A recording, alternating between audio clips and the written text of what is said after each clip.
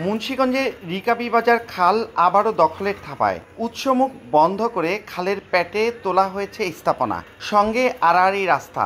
ধলেশ্বরীর সংযোগস্থল আটকে দেয়ায় স্রোত তো দূরের কথা, ভরা বর্ষায় খালে নেই পানি। ময়লার বাঘারে পরিণত হয়েছে খালটি।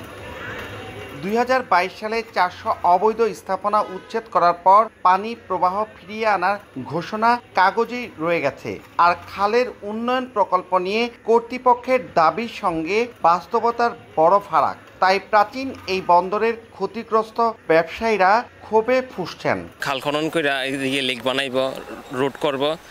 রোডও দেখতেছি না, লেকও দেখতেছি না, জাস্ট দেখতেছি ময়লার বাগার পড়ে রয়েছে এদিকে। এখানে পৌরসভার কর্মীরাও এটার মধ্যে জড়িত, তাদের ইন্ধনে এই কাজগুলি হয়। অনেক গন্ধ করে, হ্যাঁ, আমাদের চলাফেরা করতে অনেক অসুবিধা হয়। এদিকে নয়নের খাল, ফেচুন্নির খাল, গোপপাড়া খালের আরও বেহাল দশা। বন্দরের প্রাণ এসব খাল এখন অস্তিত্ব সংকটে। কিন্তু উপজেলা প্রশাসনের গদ বাঁধা উত্তর, দখল হয়ে থাকলে নেওয়া হবে ব্যবস্থা। দখলের বিষয় থাকলে তো অবশ্যই আমরা ব্যবস্থা নিব, কিন্তু এটা আমি যতটুকু জানি যে এটা চলাচলের জন্য সাময়িক কিভাবে করা আছে, আর হলো যে কনস্ট্রাকশনের কাজটা চলমান আছে।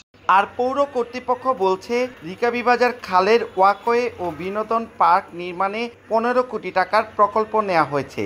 এর আগেও খনন সহ খালটির উন্নয়নে কয়েক কোটি টাকা ব্যয় হয়।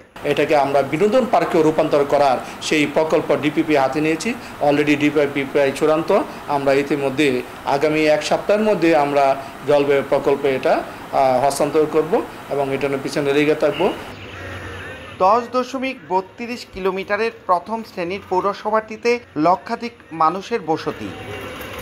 ধলেশ্বরী তীরের এই পৌরসভার 6.5 কিলোমিটার দীর্ঘ 4টি খালের মিরকাদিম অংশে 1 কিলোমিটার উদ্ধার হলেও পানি প্রবাহ চালু না হয় পরিণত হয়েছে ময়লার বাগারে।